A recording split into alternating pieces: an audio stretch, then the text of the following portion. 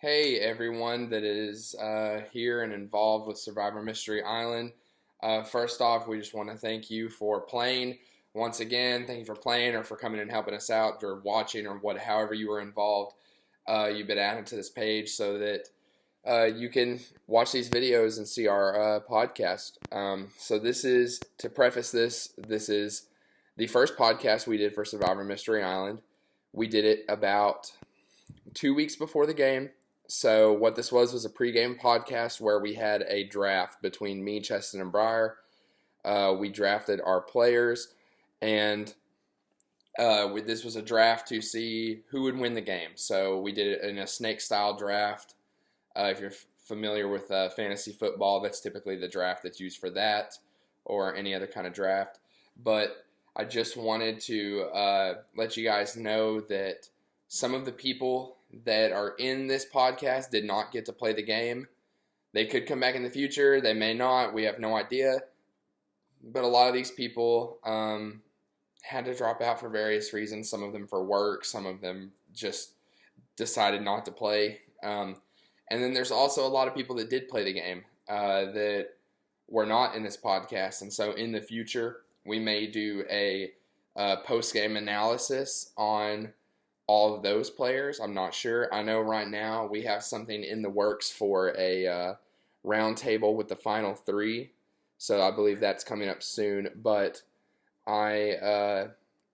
listening back to this pregame recording, there was a lot of the comments and inferences that we made that turned out to be pretty accurate. There was a couple of things that were a little off, but most of the things that we said about the people that lasted till final four were pretty accurate, and it was kind of funny just going back and listening to it over again and seeing where we were right, where we were wrong. But anyways, I'm going to get off here and let you guys listen. All right, everybody. Welcome to Mason, Cheston, and Briar Have a Podcast. These are the producers of Survivor Mystery Island. We are here tonight at 3:40 in the morning to talk about the players of this game and how awesome and amazing this is going to be. And we're going to have a little fun, and we're going to do a draft. So we've already rolled some dice, and I will be choosing first, Briar will be choosing second, and Cheston will be choosing third.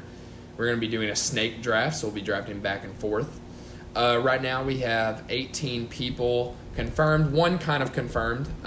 So 17 people mainly, and then we just kind of added one in there that we're pretty sure will play.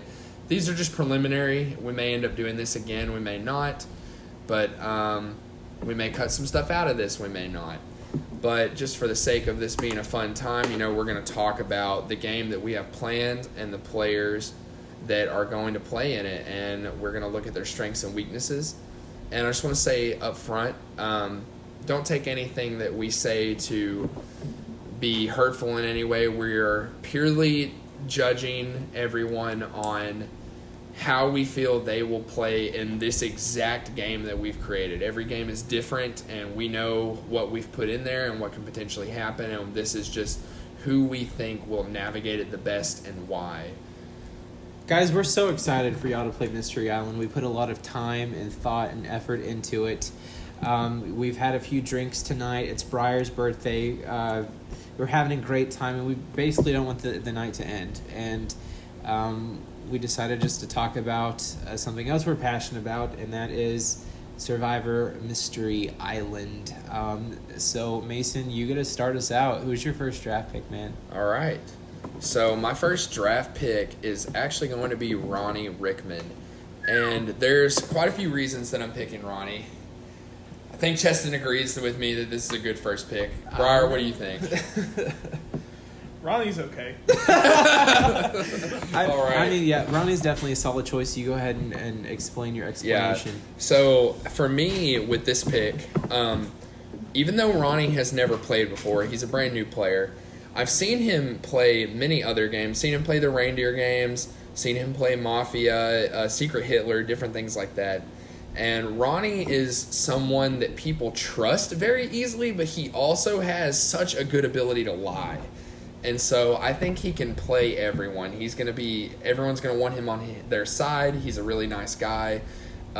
He's not, I don't expect him to be bad at the challenges. Everyone has their strong spots and weak spots in the challenges, and we certainly have a good variety this year so that it gives everyone a chance to shine. But I don't see Ronnie struggling too much, so I think his early game is very secure. I think Ronnie's biggest issue might come in the late game, maybe around Final 6, Final 5.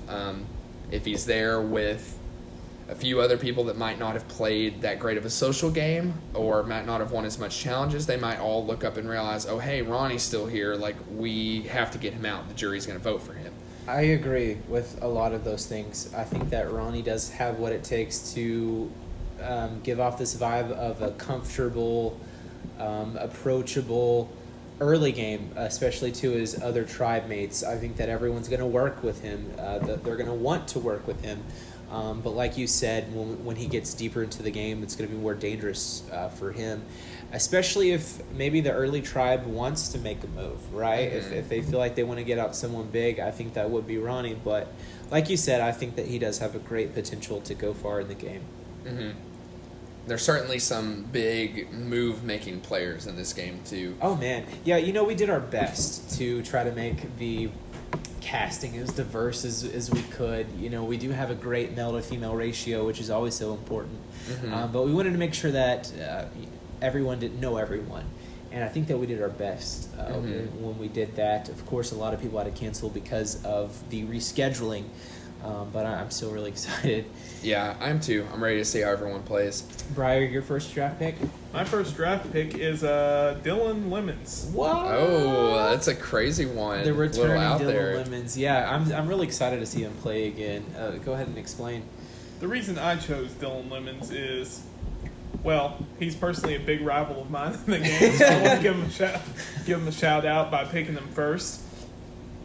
And one of the reasons I wanted to pick him is I would think that he's played 3 seasons so far, so I think that adds a huge amount of experience to how the game's played, at least around here.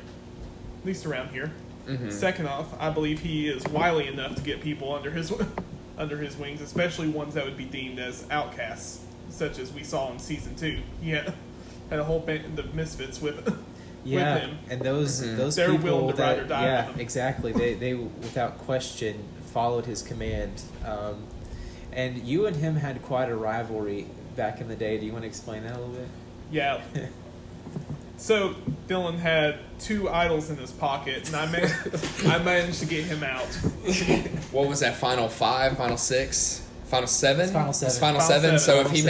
if he made it through that vote, he would have played an idol at 6, played an idol at 5, and he would have been in the Final 4. Top 5. Mm-hmm. Yeah. And 'Cause that wasn't the first time that Briar screwed him over either. Yeah. So there is a reason why Briar said that he will never trust, or Dylan said that he'll never trust Briar again in Survivor. Like, he did it twice to him. 2 out of 3 seasons he did that. Yeah. So Dylan is the most OG. He's the only player from Season 1, I believe, correct? Yeah, Playing. yeah. So he's played Season 1. What did he place in that season? Third. In Season 1, so And that's argument could pretty have good. been had that Dylan was going to win the whole thing had he made it to the top 2. Mm-hmm. But yeah, I wasn't around back then, so I don't know. But if you say so, I believe it. And Season 2, he obviously got 7th with 2 idols in his pocket, so very easily could have made Final 4 had he made it through that vote. And then Season 3, he got cut really early because of his reputation. Fourth, I believe, because I went 3rd Yep. in that season, and he was right behind me. Yep. And part of that was due to Lena. I believe he set us up. She set us up against each other. She had me and Dylan going at each other before the game even started. And due to his reputation, there were some other people playing in Season 3 that knew who he was. As far as this season, Nate is the only person that has played with Dylan. No, Lauren. I forgot Lauren has played with Dylan too. So Yeah. Nate and Lauren. Lauren has worked with him in the past, right? Yeah. Yep. Season So 2. that could potentially happen again. Yeah, Nate. Lauren followed him without question. She was loyal. Whatever he said, she was going to do. And Lauren was so, I guess, pissed off because Briar voted out Dylan. She ganged up with everyone else to get out Briar. Well, In doing so, she lost the majority, and then she went out immediately after. So she got 6th in season 2. She got 4th. Okay. Yeah. A little further then.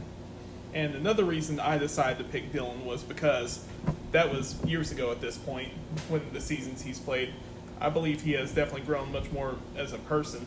I'm sure he has learned how to speak with people better than that. You're right. And that makes him more that makes him more dangerous in this game. I agree. He's definitely a big player coming back. You're absolutely right. He's a youth pastor now, and if he can just speak to other people without coming across as demeaning or talking down to them, he has the potential to go far. My first draft pick is going to be Parker Barnett. Parker,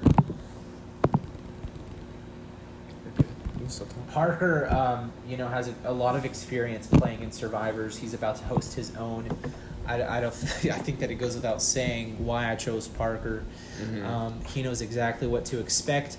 He's going to have an excellent early game. He's going to be very approachable and adaptable, which you have to be in any Survivor. You have to be approachable and you have to be adaptable. And this is going to make people want to work with him. And I do see him going very far in the game and Mm-hmm. possibly winning it. What do you guys think? Yeah, I agree. And one thing I want to talk about too on each person is their biggest weakness. So going back to Dylan real quick, I think his biggest weakness in the game is Nate, because I think Nate knows how Dylan operates. So that's going to be a struggle.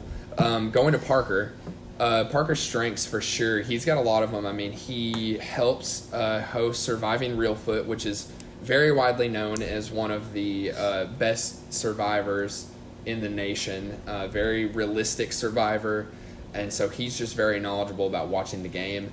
He's starting his own Surviving Lone Star in Texas, and I know he recently played in The Mole, which I'm not too familiar with, but I don't know what his role in that was or how he played, but He has a lot of experience. Yeah, he has a in lot these of LRGs, experience for sure. and a lot of these people just don't. That's true. Yeah, I do think his biggest weakness probably in this game is that he doesn't know anyone else. Yeah, But if he can go play the mole, if he can do all these Survivor it's not gonna things, matter. it's not going to matter because that's how that stuff is anyways. So I still think that his biggest weakness is kind of null and void almost in a way. I think he's a great draft pick. He's very well likable, at least from what we've talked to him. We've never met him in person, but I like talking to him over the phone and everything, and he just seems like a very knowledgeable person about the game. And yeah, I agree. I think that's a good pick. Thoughts?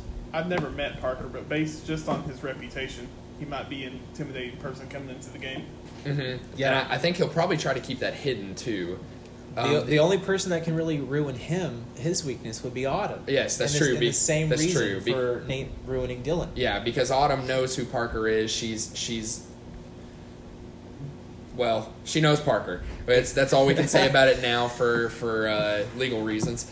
But she knows Parker, and she knows of Parker. Yeah, so she could potentially work with him probably, or go against him. But that doesn't really seem like Autumn's type of style. So I figure they'll probably work together. Yeah, a lot of really cool possibilities, which does bring us to our second draft pick, starting with myself, and I am going to pick Autumn Waters. I was going to get her this round if no one did. I didn't think she would go to 6th, though, so I'm proud to see her go at 4th.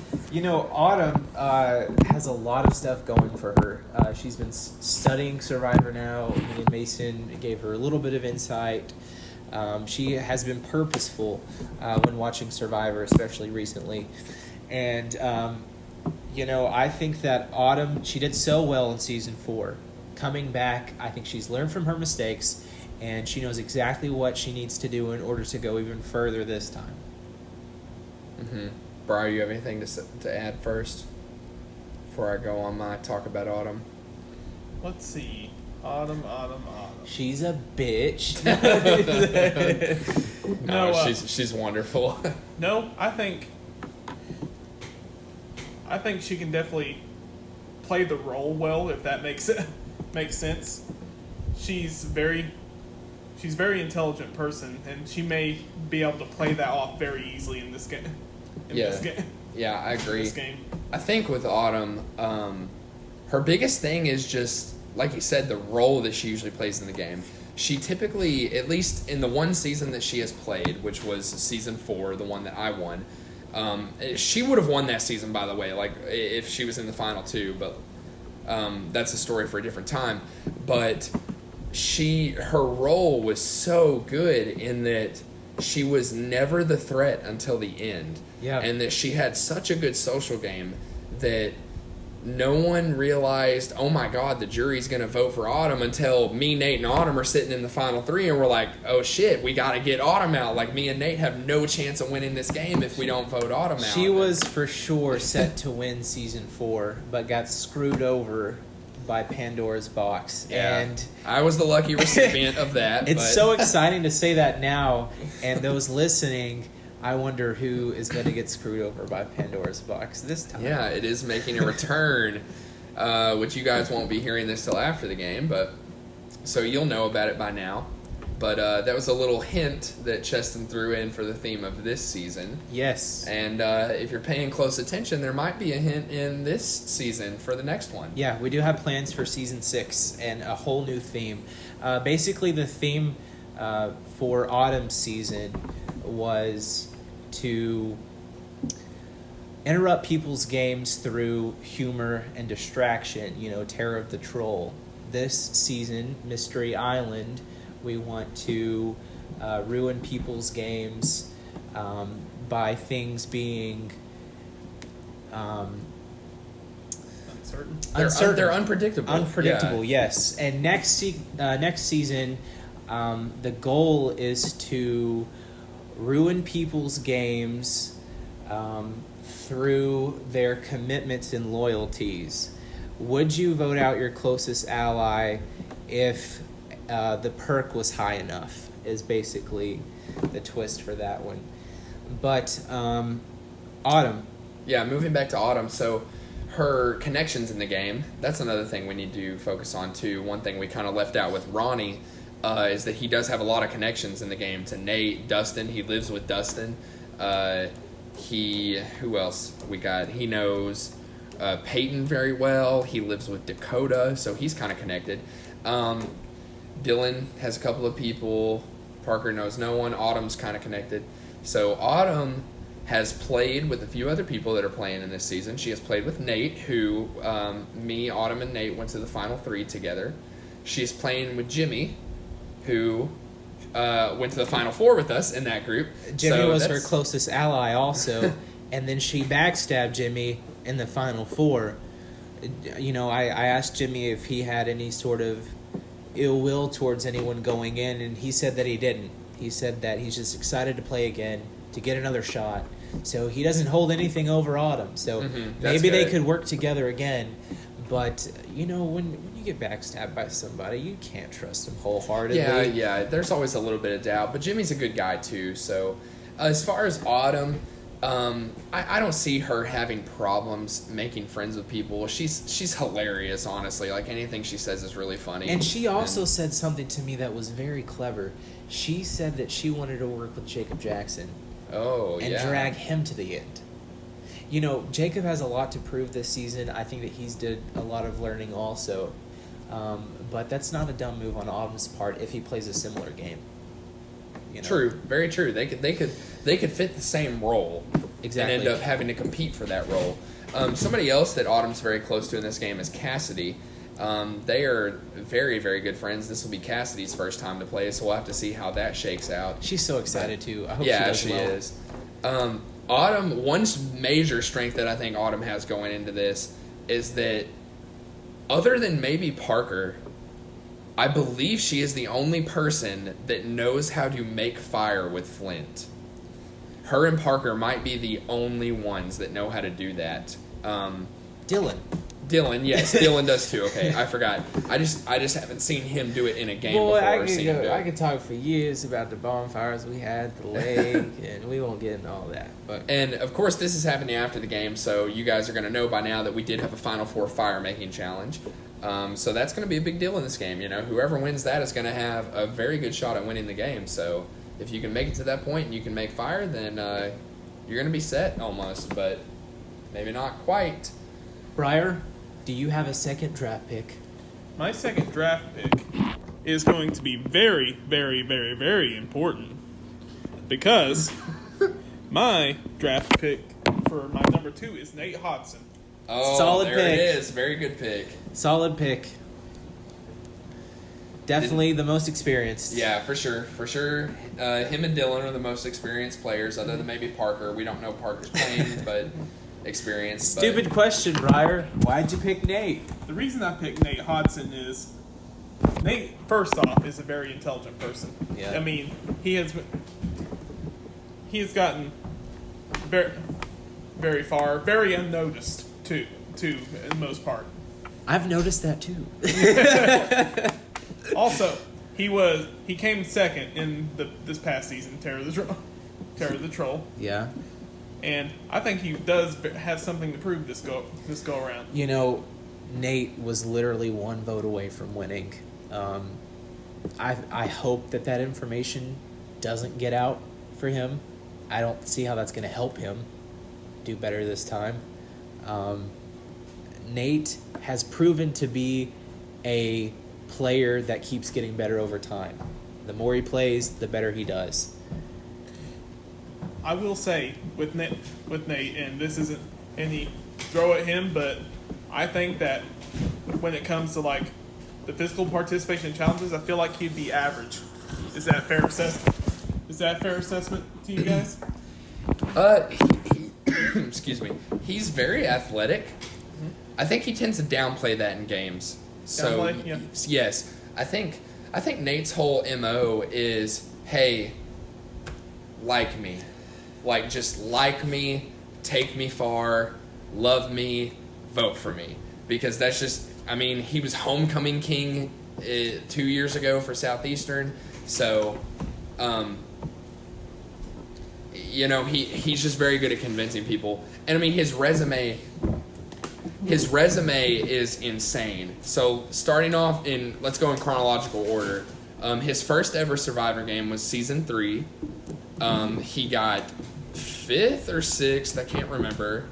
5th or 6th. He placed 6th. Yeah. He was 5th, Jace was 6th. And he had never watched Survivor. No, he was 6th. I think he had maybe watched Big Brother. Whenever I put my first season of Big Brother on, he won against Cheston and Briar. So he beat them in that one, and then he was behind the scenes with me for Big Brother 2. So he has personally seen how I like to conduct a game and put a game together. And then last season, season 4, he was the runner-up to me by 1 vote. That vote was 3-2, so it was a very, very close vote. Nate was 1 vote away from winning the game. So he definitely has experience playing. He's played in 1 season of Big Brother, 2 of Survivor, and he's been behind the scenes for another season of Big Brother. So he's got the stuff, and he watches the show actively. He pays attention to it, and he's a strategist all the way for sure. I definitely want to point out that I think one of his strong suits is that his social game is phenomenal. First off. Yeah. Yeah, I agree. First off. I agree. And going past that strength, I think his biggest weakness is that there is an intense rivalry that seems to come between him and Jacob Jackson. Yes, For some it's reason. amazing to watch, but horrible to be a part of. That is ultimately Nate's Achilles heel, is Jacob. And going back to Nate's, I guess, likability, me and Nate haven't got to hang out a whole lot, and we're not incredibly close. But my love for Nate is so, big. He's like a brother of mine, and I find it unfortunate that I haven't gotten to hang out with him more, especially recently. And these players that are being graced by having Nate around, even for the short time, I think are going to want to keep him around because he is so likable. He's a very humble person too. He speaks very humbly, which people like. So I do see Nate potentially doing very well. However, if word gets out of how well Nate has done in the past, how much experience Nate has done in the past, and there are a ton of players playing that have this information, Nate will be in trouble out the get-go, especially if a player like Parker gets word of this information. Yes, for sure. Parker is like someone that they could run the game together, or Parker could absolutely be his downfall. Exactly, for sure. which is why we're putting Nate and Parker on the same tribe. Yes, we because are. we want to see Parker versus Nate, or Parker working with Nate. We want to see what's going to happen between those two. We want to see the interaction there. A lot of things could happen. And going back to Ronnie, I don't think Ronnie is an idiot, and I don't think, even though they're great friends, I don't see Ronnie taking Nate to the end. Yeah, I kind of see Ronnie and Nate as very similar players. I see Nate's social game slightly better, and Ronnie's like physical game and advantage finding game probably slightly better. But I feel like they're both players that you look up at Final Four, Final Five, and you're like, damn, they're here. Exactly. And if both of them are there, they're both going to have to try to get each other out to have a chance Now, of winning. Nate's also incredibly loyal. He took you to the end. He Yeah. lost to you. So if That's true. if Nate is working with Ronnie, and Ronnie's has this incredible resume, is Nate just going to roll over and let Ronnie win? I mean, he potentially could. I think with me and Nate, we had kind of a pact that went back seasons. You know, like we had this thing before even season 3. Season 4 was the one that me and Nate sat in the final 2, but even before season 3, we had kind of this pact that we would never turn on each other, and that was kind of what led us in season 4 to get to the final 2. We never had to make a final 2 in season 4. We just went together, and it was kind of an unspoken thing. So, you know, Nate is loyal enough that could potentially happen, but we'll Hopefully have to see. his loyalty doesn't blind him. Yes. You know, that he mistakenly puts the same trust in Ronnie or Dustin or someone that he's close with as he did with you, and they're not as loyal. And they backstab him because they know his resume. And the truth is, I could have potentially backstabbed him too. There were situations where it was possible, so it just Autumn and Jimmy were more of a threat at the time where that could have happened than what he was to me. But anyways, let's move on to the 6th overall pick to round off the second round. This is where it gets a little bit difficult for me. We have some obvious, like, good social players, some obvious good physical players. There's a couple of people on this list that I don't know personally, so I don't really know how to make a judgment call on them. I'm going to go with my second pick as Peyton Brewer. So that may seem a bit interesting. It does seem a bit interesting. Yeah. I feel like I know Peyton significantly more than y'all. I don't think y'all have ever even met him. Peyton has always seemed to me like a very likable person. So I don't think he's going to have any problems there. He's a very physical guy, so I don't think he's going to have any problem in the early game. And so that kind of gives me an easy reason to pick him, as, you know, obviously people that are going to survive the early game have a decent chance. I think Peyton has this aura about him where he kind of seems like he doesn't know what he's doing when he actually does, and I think that's going to help him out a lot in this game. So he's going to be like the Fabio of the Survivor? Yeah, honestly, he kind of... That's so accurate. I don't know if half the people listening to this know who Fabio is, but, like, he kind of is like a Fabio-esque player in a way. Me and Briar really have little to no comment about Peyton because we've never met him. We've only heard about him a little bit. But Peyton has obviously shown his eagerness to play Survivor, that he's willing to go into it. And if he keeps that sort of mentality throughout this whole thing, I think he's going to do well. Yeah, he's eager to play, and he's going to be somebody that's going to take things very chill. If he gets voted out, he's not going to be upset about it. And I think that attitude is going to be evident to everyone. And so everyone's going to be like, hey, this is a cool guy. Like, let's keep him in. He's connected, too. So Ronnie and him play disc golf a lot together. I played disc golf with them. He knows Dustin. He knows who else? He knows Nate. I'm sure he vaguely knows Jordan, Dakota. He obviously knows his brother, Ashton, who is the one person on this list that we are not for sure whether is playing or not. But if they are playing together, they're not going to turn their backs on each other. They're brothers.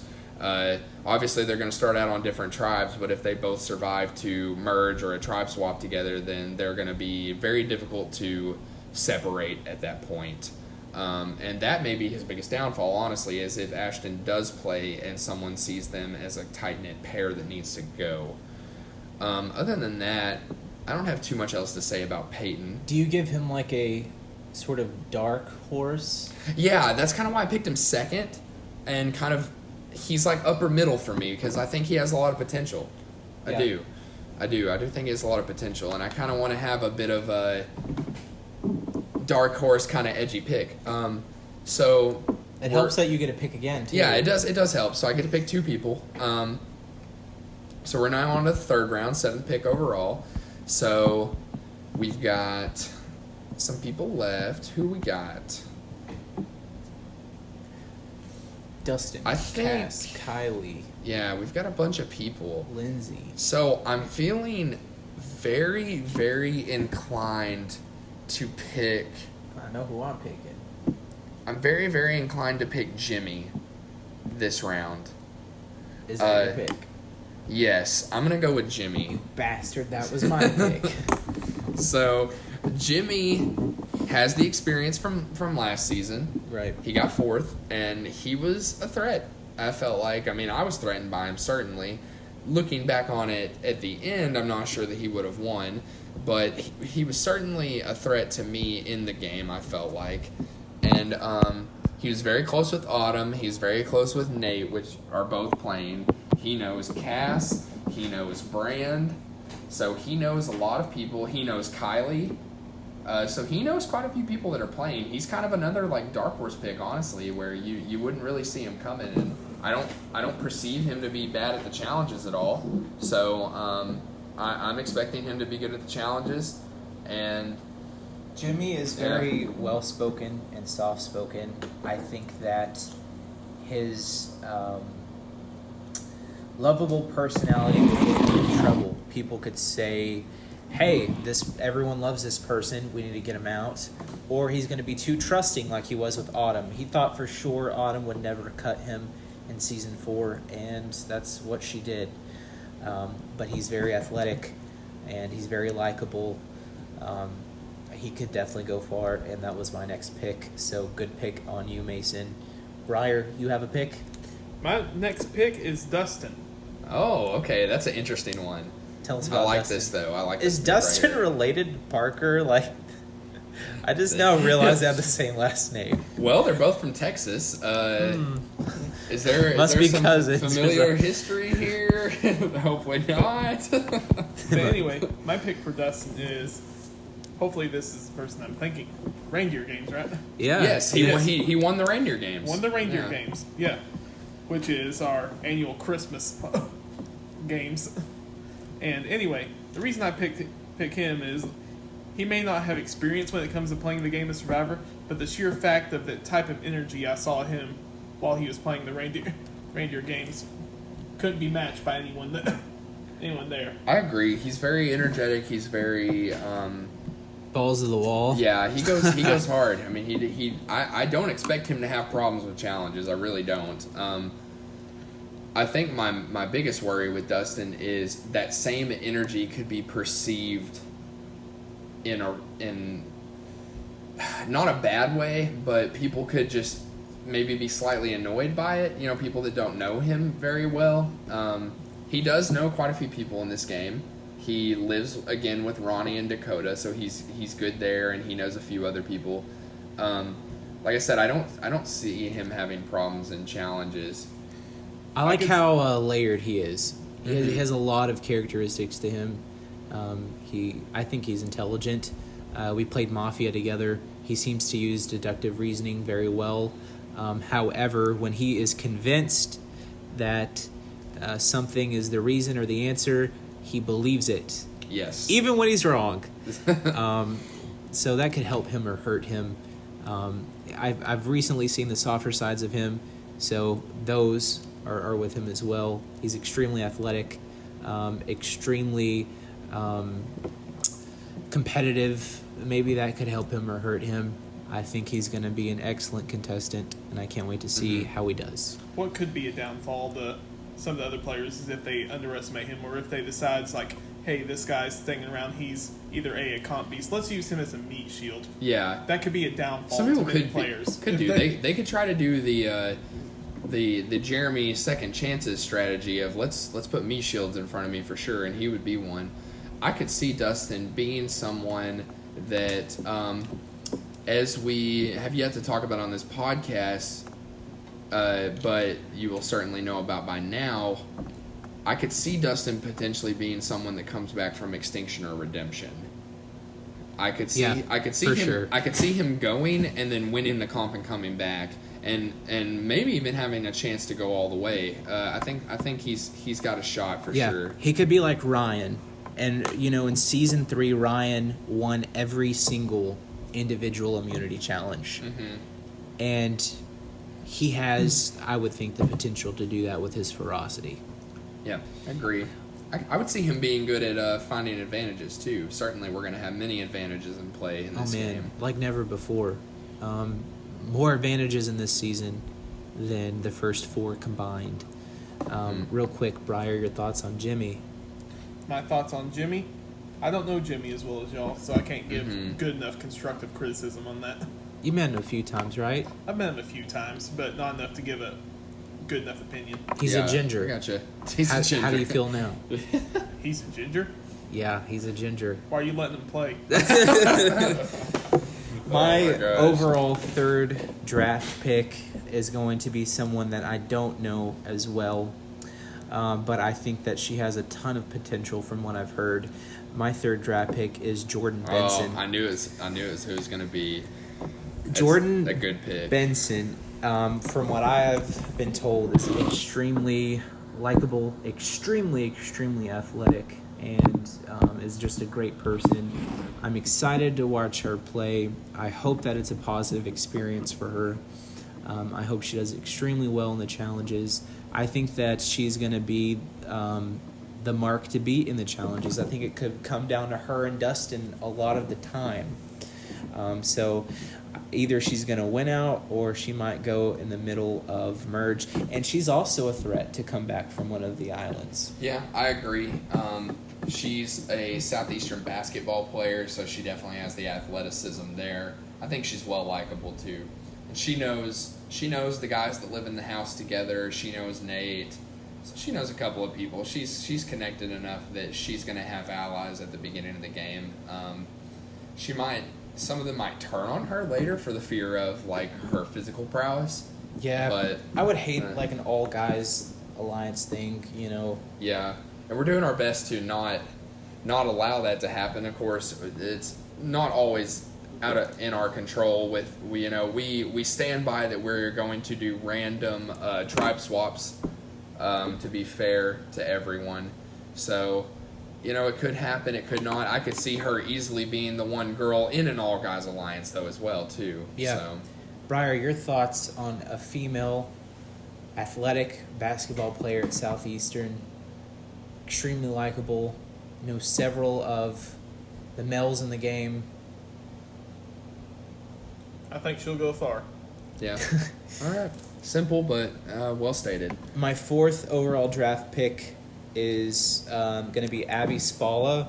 She is my dark horse going forward. Unfortunately, you guys don't know Abby like I know Abby, and Abby is an extremely calculated person.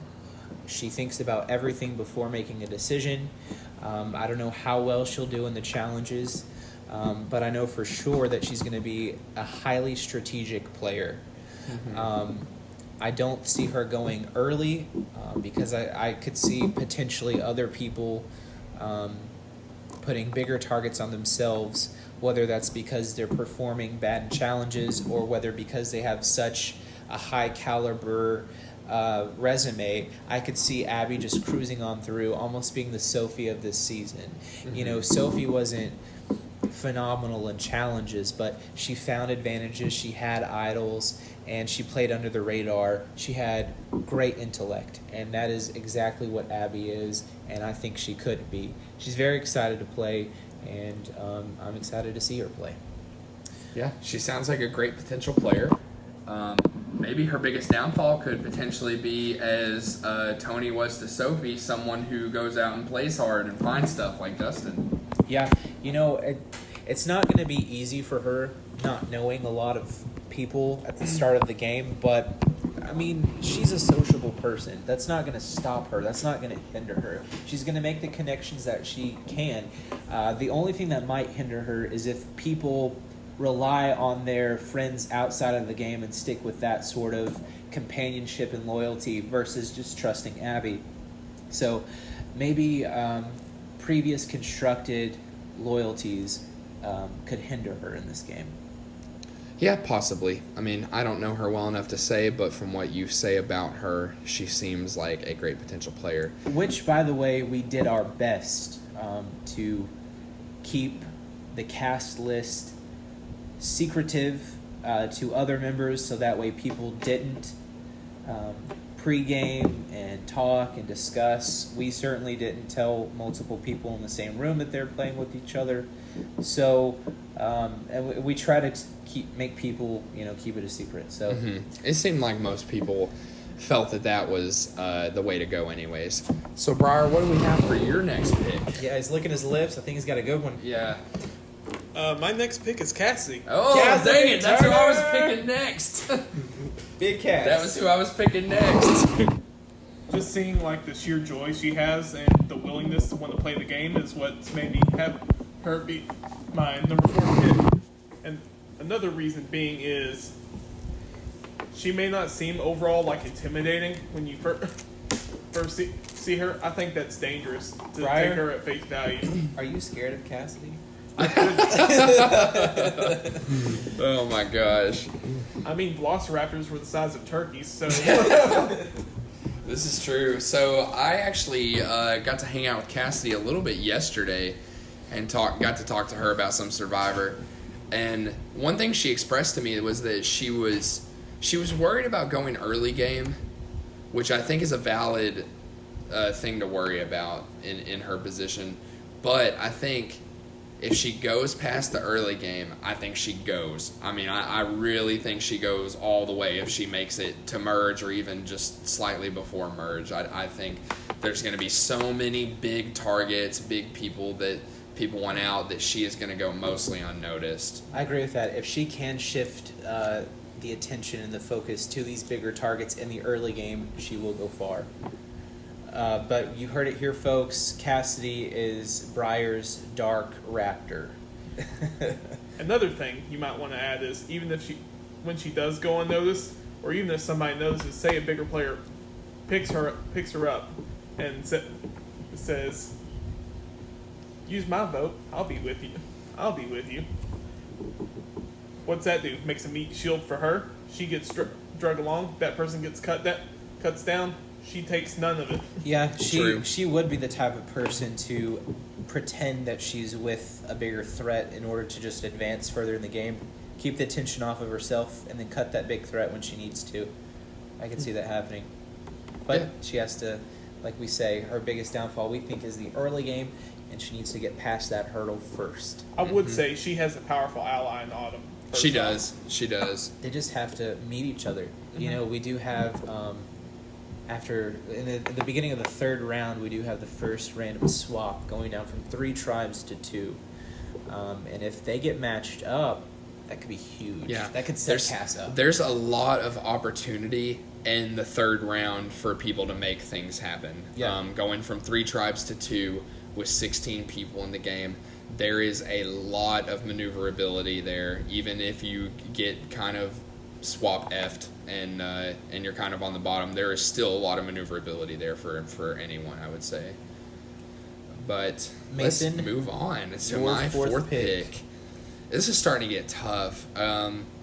There's one person on here in particular that I don't know.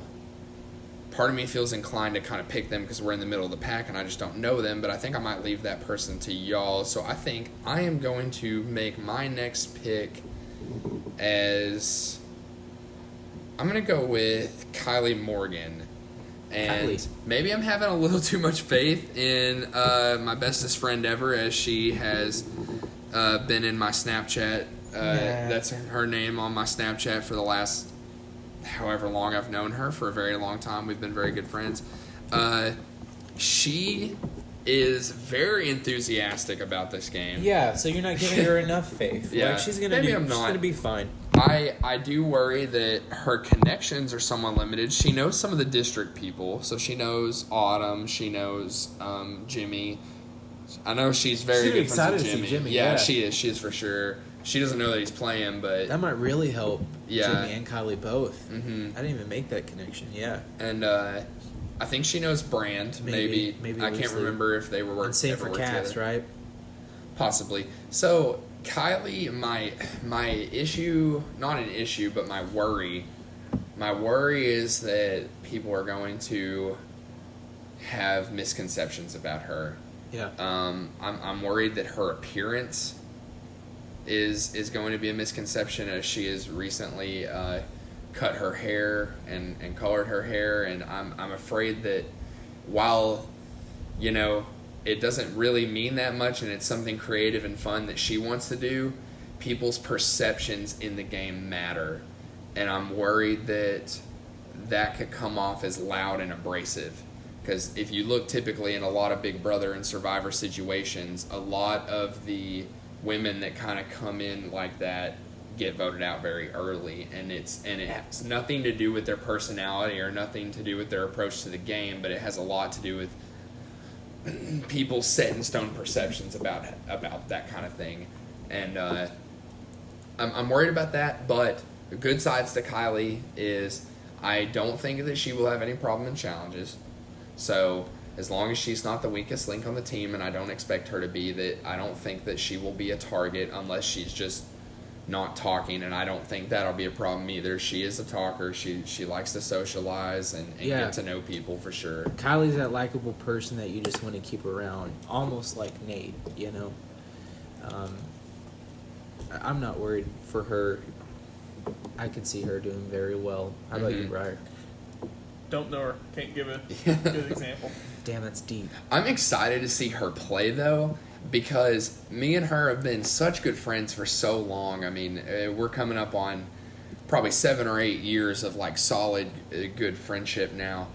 And she knows how big of a fan I am of the show and everything, and I'm ready to see her kind of take, like, the enthusiasm that she's gotten from me and, like, circle that back into the game that, like, I've helped create. And I'm ready to see that for sure. And I know that she's always been 100% yes. She was one of the very few people that when we asked, she was a yes every single time, and was like, I'm going to make it happen. I'm going to ask off work. I'm going to be there. Yeah. So I'm ready to see that play out for sure. All right, I guess we'll move on to my fifth pick. My fifth pick is going to be Dakota Dennison. And Ooh. I think he kind of went a little lower than what he might should have. I think this because he's very athletic and he's not going to have any trouble in challenges at all. If he gets voted out early game, I can see it being the main reason is, again, perceptions. He does know a lot of people in this game. Exactly. I don't see how people can perceive him too much differently from Dustin. Yeah, I agree. I see them as very similar people in the game. They are not very similar people outside of the game, but I think in the game... Right. It's all about how the other contestants perceive them. Mm-hmm, it is. And I think the people that know Dakota, they know him, they know his drive and his work ethic, and that he is going to give 100% at whatever he does. I think other people that might not know Dakota could potentially see that as being very aggressive. Do you think that could be his biggest downfall, is playing too hard? I do. I think if he sits back and he kind of just goes with the flow, and if he's... I don't see him having a problem being in a majority alliance. I think wherever he's at, he's probably going to find his way into the majority. And I think if he sits there and relaxes and just kind of rides that wave, I think he can go very far, and he'll be a challenge threat at the end. He's another person that, even if he gets voted out, he's probably coming back. And he's a star basketball player, very athletic. He's military, so I mean he's got all of that training and in shape and everything. So I know that physically and mentally, he's very smart too. He's not going to have any problem with challenges. I just worry about his social game with other people's perceptions of his drive and work ethic. Man. Yeah, me and Briar can't make too many comments about it because we don't know him all that well. However, something can be said about someone who just goes balls to the wall, tries their hardest. That was you in season 4, and you won. However, it can also make you a target. There's a couple rounds where if you didn't win the individual immunity or have an idol, you were probably out. Yeah, I agree. I think Final Four for sure. On that season, with his determination to try his hardest, that could be the fuel that keeps him going and makes him succeed in the game, or it could be his demise. It's going to be exciting to see if he can find the proper balance for both. Briar, do you have a 5th pick? My 5th pick is Lauren Greenlee. Damn you! She was my pick. Okay. How dare you, Briar? The curse of going last. It's a great pick. I'll be the final pick, though. The reason I picked her is she's played. Oh, she's played. Yeah, she's played. Yeah. She played you last time, remember? Yeah, she played me. No hard feelings about that, by the way. But we could have totally won if y'all stuck with me. Anyway, I understand why she did it. Her biggest strength in the game is is also her biggest weakness, is the die-hard loyalty she has for somebody when she sticks with. Yeah, second to none her loyalty. Which, if she took a page out of Dylan's book, and again, I think the biggest takeaway that you have is when you play Survivor, you see how you lose and you learn from it. And I can guarantee you Lauren has learned from it. And it would be interesting to see if she plays this, I'll do whatever you say puppet card. And then, boom, cuts them, kind of like you did to Dylan at the last second. It'd be wonderful to see. Great pick. Mm-hmm. I don't know Lauren, so I don't have much to say other than hearing what you guys have said about her in the previous season. She seems like someone that could go far as long as she's not holding them down in challenges or something to that effect. We'll just have to see. For my next pick, I don't know Ashton, but I do know the other 3, and I think that picking any of these 3 could potentially be a great choice for different reasons. But I'm going to have to go with Brand Godwin because he is so likable. Brand gets along with anyone that he's ever met, and he's very trusting. He's someone that you can tell anything to. He'll listen. Plus, he has an awesome dog, right? People love that. Brand's pretty cool. We've hung out with Brand before. It will be interesting to see how strategic he can be. Right, that's going to be super important. That's for sure. Likability only gets you so far, but if you don't know what to do with your likability, you almost have nothing. Especially in this game, we have so many different opportunities where you're going to have to think quick on your feet. Yeah, and to get through these rounds. Brand's never been in this sort of thing before. He's never been in this sort of competition before. Mm-hmm. So I think that if he is adaptable, he could be very successful. Mm-hmm. I think that Lindsay's also a great pick because of how privy she is to Survivor. She's watched the show so much, she knows Survivor in and out. I think Jacob's a good pick because he's played before. I think he's learned from his mistakes. Mm-hmm. I can't comment on Ashton, but for these reasons, this is why I think Brand might do a little bit better than the other 3 contestants because of how likable he is. And if anyone's like, who do we get rid of? Let's do Brand. Mm-hmm. No, we can't get rid of Brand. It's Brand. Yeah. But if Brand can capitalize on it, that's my only real worry. I don't expect him to have problems in challenges. Yeah, he's super athletic too. What do you think about Brand, Briar? I like Brand. Yeah. He's got connections too. I mean, he's got Autumn, Cass, Jimmy, possibly Kylie. I can't remember if they've worked together or not. He's not going in as public enemy number 1. No. He's not going to be anyone's target, certainly. I mean, if he gets targeted, it would more than likely be like a, hey, we don't know where this guy stands. Like, if you talk to him, what's he want to do? I could kind of see him being that. And my final draft pick is going to be easily Lindsay Mace. This girl is awesome.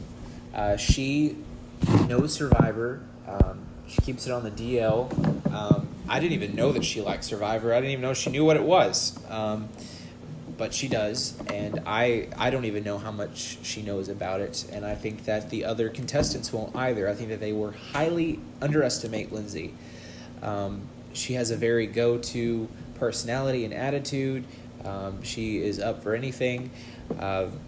Very quiet person, but fun at the same time.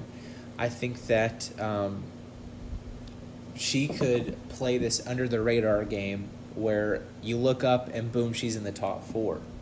I don't think that she'll be afraid to make moves either. I think that for my last pick, Lindsay Mace could go just as far as my number 1 pick.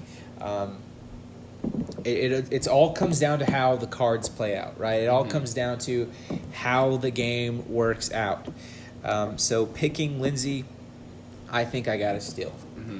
And certainly with knowledge of the game is going to be important this season because of how Mystery Island is working, with it being a different island every round, and it being something that we will be keeping secret, but there will be rumors about it. People will be hearing, oh, it's Ghost Island, it's Island of the Idols, it's Exile. People won't know what's going on.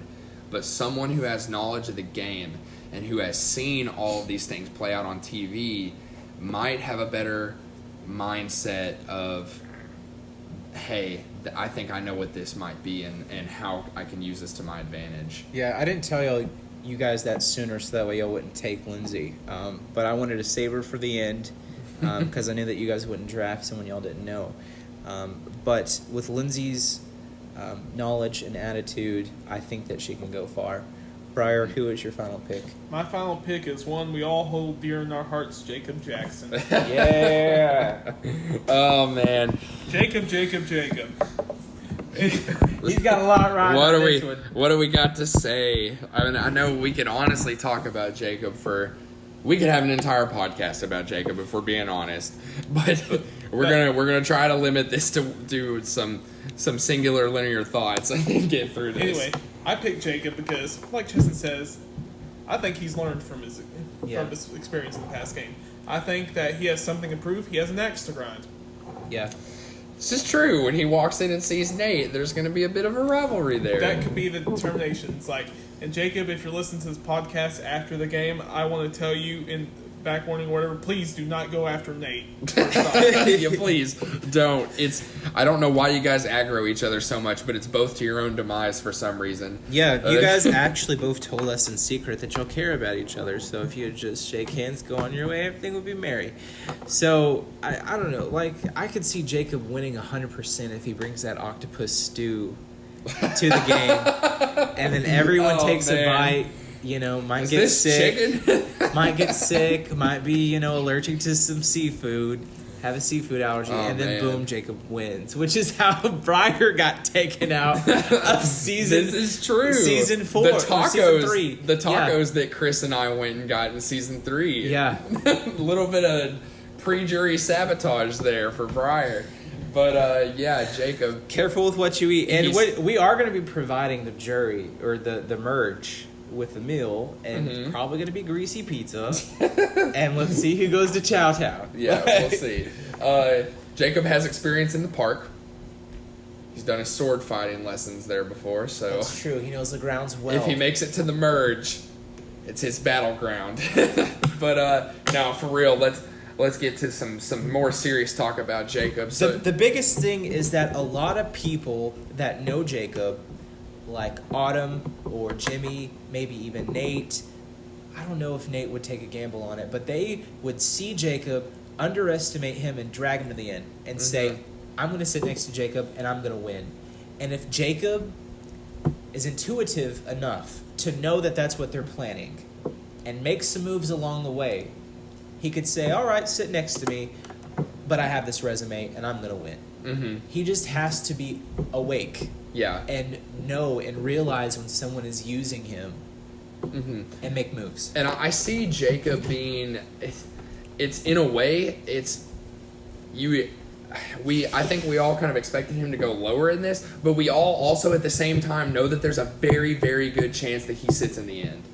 Yep. And I think he doesn't have to do much to get there. I really think that he gets there if he just kind of not necessarily sits still, but if he can make some subtle little moves along the way, like you said, I think he can really, really make a case for himself, and all he has to do is just be a little bit perceptive of what other people are planning, because people are going to be very open with him about how they feel about him. And that's, I think, Jacob's biggest downfall, is he is too open to other people about how he feels about them. Yes. That's how he got voted out in season 4. He literally went up to Nate, or went up to Jimmy, one or both, and said, hey, I don't trust you. You don't do that. Mm-hmm. You don't say, hey, I don't trust you. And then he tried to backpedal and say, well, when I told him that, I didn't mean I was actually, gunning for him, which was probably sincere from Jacob's point of view. But this is Survivor, man. Mm-hmm. You can't go up to someone in a game about trust and say, I don't trust you. Yeah, That tells me, okay, well, if you don't trust me, then you're coming after me because you don't trust me. Exactly. One thing I do have to say about Jacob is you mentioned sincerity. He is one of the most sincere people I've ever met. Without a doubt. He does not say things that he does not mean. When he tells you something, he's being open and honest with you. And I'm worried that, again, perception is going to play a big role in this game. And I'm worried that people are going to perceive that in a wrong way, just like how Nate and Jimmy potentially did in that game.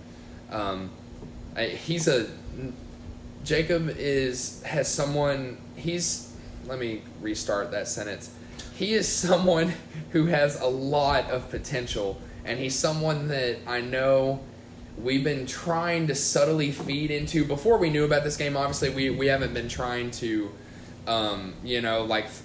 give people hints or whatever, but in between these games and everything, we've had talks with Jacob about, hey, maybe try this, and I know that he's receptive of it and he wants to try those things. So anyways, I'm going to let Briar talk a little bit about him since he was his pick. I think me and Cheston have said quite a bit. Anyway, I think that, like you said, Jacob is a very sincere person. Possibly too sincere to play a game full of deception and backstab. Possibly. Mm-hmm. Possibly. But that could also be somebody's biggest downfall if they know Jacob. If Jacob suddenly got the bone to be deceptive and backstabbing in the game, nobody would ever see it coming. That's true. It is true. But, at the end of the day, I'm not sure if Jacob has that quality about him. He might just stick with who he is, being the sincere, straightforward, open, and honest guy.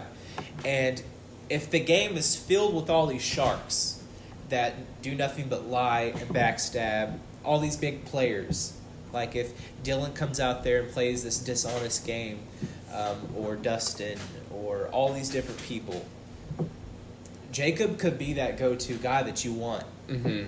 I don't know who to trust, but I know this guy's honest. Yeah, that's true. And if someone will realize that, they will have an ally for the rest of the game. Yeah. And I have no doubt about that.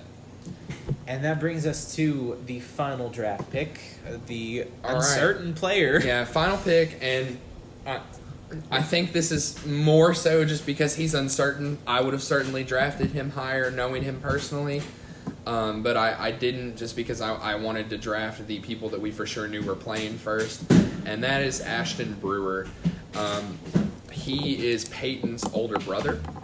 He is very athletic, very, very soft-spoken, doesn't talk much. He might come off as shy, but he's not shy, I don't think.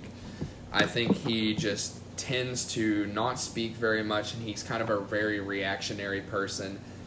He's got a very good sense of humor, and I think if he does play, I think he's not going to have trouble with challenges. I think he's going to be someone that people innately trust if he's able to talk to them enough, and he could go far, especially if he meets up with Peyton somewhere. They're not going to vote each other out being brothers.